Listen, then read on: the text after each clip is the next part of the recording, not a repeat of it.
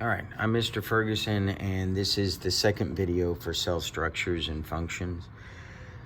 We're going to look at making proteins and making new cells. Now remember, as kind of stated in the other video, Mr. Ellison and I will look again at making energy, making proteins, and making new cells. We'll look at these three concepts substantially more in depth at a later date. But for right now, we're just taking this kind of general view to get you open to the ideas to kind of what cells do, and it's one of these three things. So making proteins is called protein synthesis. Synthesis meaning you are making something. So protein synthesis, you are making proteins.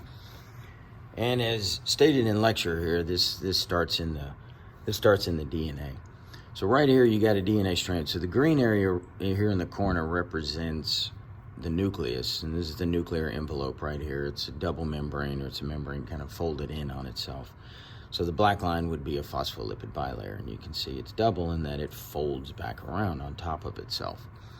So here you got a piece of double-stranded DNA right here, and we're going to copy one side of this, and this is going to be a temporary strand of RNA. So one side's going to be copied. There's enzymes, proteins that come along and make this copy.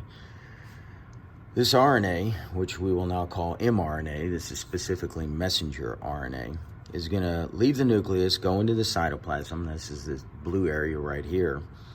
And it's going to meet up with a ribosome. It's going to be one of these structures.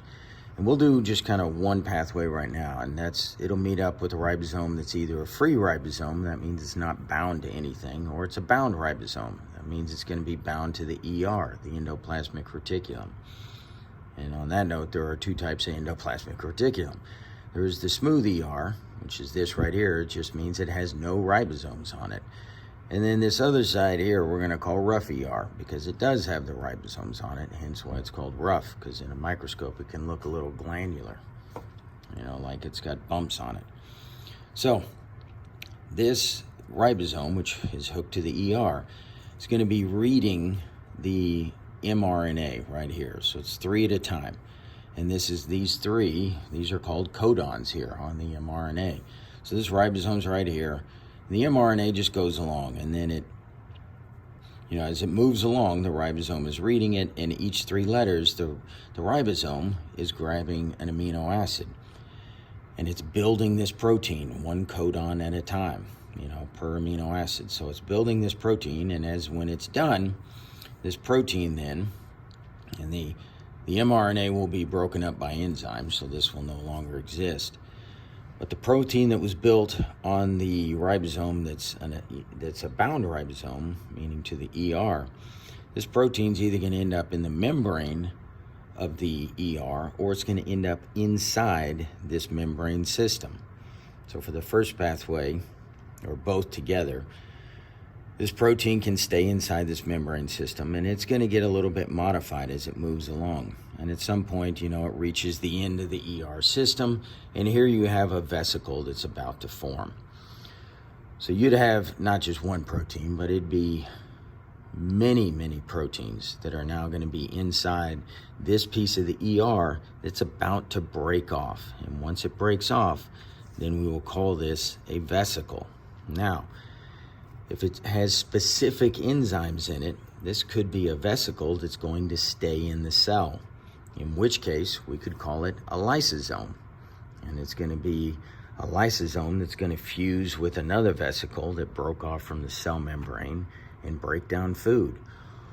Or it could be specific enzymes that deal with fats.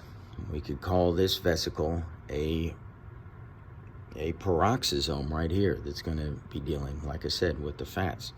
But in this case, let's say these are going to be hormones. So these proteins that are inside this vesicle that breaks off, this vesicle is going to be transported by the cytoskeletal system, or microtubules. This vesicle is going to be carried down. This vesicle, the membrane of the vesicle, will fuse now with the Golgi apparatus. When this happens, the Golgi apparatus does final packaging of proteins. So now the proteins are inside the Golgi apparatus, moves through here, kind of the same process as the ER. And then you're going to get another vesicle. When proteins get to the end, the membrane kind of starts to pinch off and breaks off. You got another vesicle here that has formed. And this vesicle would then fuse with the cell membrane by exocytosis, and these proteins that were on the inside of the cell are now on the outside of the cell. And so those proteins would be, say, hormones. Or they could just stay in the cell membrane, and then through exocytosis, the proteins that were in the membrane are now part of the cell membrane.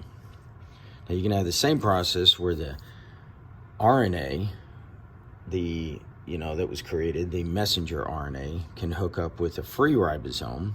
And when this happens, you get a protein that's built, but this protein stays in the cell. In all likelihood, these are going to be enzymes that just help build and break things down within the cell. So these would not be leaving the cell. So that's kind of the difference between free ribosomes and then bound ribosomes. Bound ribosomes are either going to stay in the cell membrane or a membrane within that cell, or they're going to leave the cell. And then the free ribosomes, the proteins that are built, are going to stay inside the cytoplasm. The last thing we have here is making new cells. And this strip right here represents DNA. So if we're going to make a new cell, the nuclear envelope is going to dissolve. It's no longer going to be present. And here you have a little mini strip of DNA. So we're going to call this our kind of chromosome here. And this structure right here represents a centrosome. And each little piece, each one of these pieces of paper here is a centriole, but when they connect together, the cell's going to divide, and now we call this a centrosome. And this centrosome is going to hook up with a microtubule at one end, and then on the DNA, kind of right around the middle region, you have what's called a centromere, and it's still an encoded piece of DNA, but this centromere location hooks up with the other end of the microtubule. And then there'd be another double-stranded DNA here, and these pieces would break off, and the exact same thing happens, but it happens on the other side. Because remember, the goal is to duplicate DNA, because you're going to go from one cell to two, and there'd be a strip here, there'd be another strip here with the same process, microtubules with centrosome on the other side, and it's going to be separating the DNA. So then you'd end up with DNA on both sides of the cell, and then a new membrane would form down the middle. And that represents making new cells.